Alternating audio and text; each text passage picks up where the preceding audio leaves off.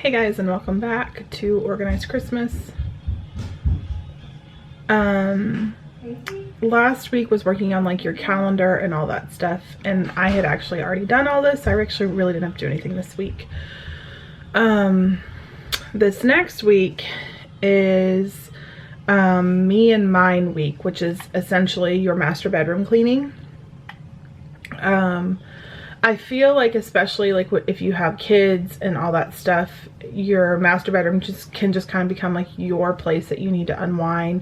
Like, I typically do not decorate much in my bedroom besides a Christmas tree.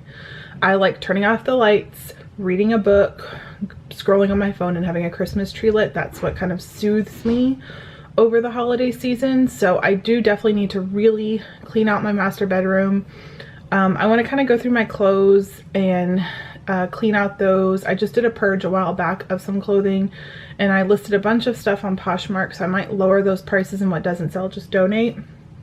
I have gotten enough stuff between the craft room, and if I do my room, I will have enough for a trip to Goodwill, which is really good.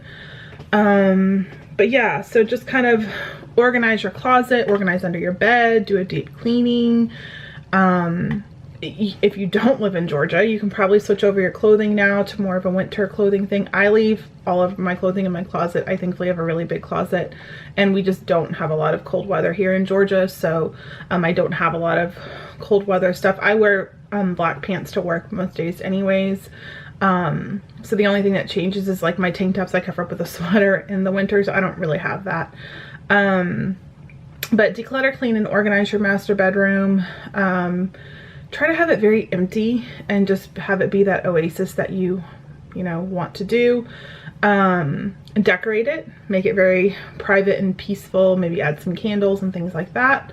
And then of course tackle the clothes closet. This week on your checklist is to inventory holiday cards, gift wrap, and mailing supplies. I know because last year I made a note to myself that I needed some more gift wrap. We will finish up what we have first, and I will wait until I use all of that before I even look at buying anything. Even if it goes on sale, I'm not going to. I'm going to use up what we have. We have decided to buy a home. We will be buying a home, and we'll be hopefully closing on it sometime around April, May. And so we don't want a lot of stuff to move, first of all, and we know that we for sure are going to do something they want, need, read, wear kind of thing. And then they'll get a few things from Santa, and then the rest will be from their family members. This is something that's important to us. It's a goal that we want to obtain next year. So really going hardcore on the budget, so not buying things that we don't need. I will buy some holiday cards, and I think that I'm going to have a girlfriend of mine take family pictures again this fall.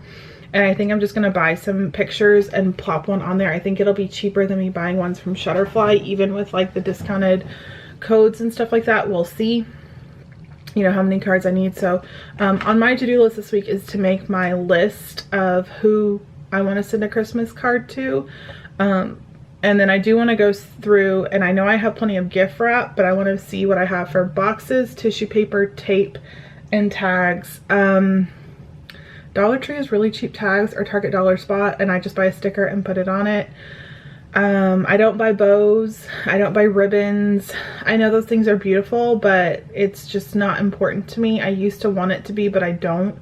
I have a tree in the living room, or in the dining room, that the kids put their gift to each other, so we do a Secret Santa with our kids. Those ones we will make pretty. We buy a prettier wrapping paper. We put a very beautiful bow on it. So that I do get that little experience, but it's not costing me hundreds of dollars to buy gift wrap. Make your Christmas card list. Use a computer address book for your Christmas cards so that you can kind of like print labels.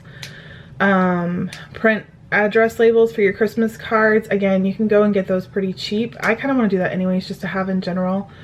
Order, buy, or print Christmas cards or letters. Obviously, I think it's too early to do that because I want a Christmas picture that is from, this year. I mean, I guess you could. Plan pampering sessions and add them to your December's calendar. I think this is very important to think of, like when your holiday parties are and things like that. Schedule haircuts for your kids. Schedule a little reminder to cut your kids' nails.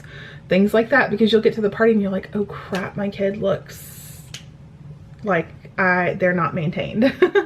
For yourself, maybe get a pedicure. You know, I know for me, I get pedicures a lot over the summer, but then come winter and fall, I don't get them as much. But have a nice pedicure for yourself after, you know, when you think you're going to be done with all your shopping and things like that. And then of course, set aside some area in your home to have a gift closet, gift box, things like that, and then take inventory of it so you know what you have.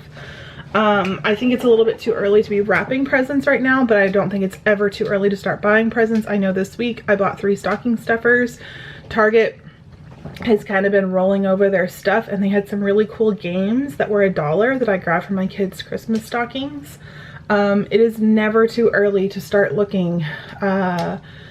You know, say you have a pre-teenage daughter and she wants all this beauty stuff. You don't have to go to Target and spend $3.99 on makeup wipes. You can go to Dollar Tree, and they actually have some that look really, really nice, and get them for $1 and throw them in her goodie basket or her stocking stuffer or whatever. So yeah, so this year, you know, that's it for what I'm thinking for me and mine this year. I know that we definitely had like a mind reset this week of like, okay, we can save a lot of money if we really do stick to that, and if we don't travel until we buy the house and things like that. And we're kind of looking at a few different options, but we know about how much money we're going to spend on a home. So we want to enjoy this Christmas, but not have it be like a gift palooza, especially because we are going to have to be moving. So when I am going through these spaces and really cleaning and decluttering, I'm really trying to think of like, do we want this? Do we want to move with this? Do we want to keep this? Things like that.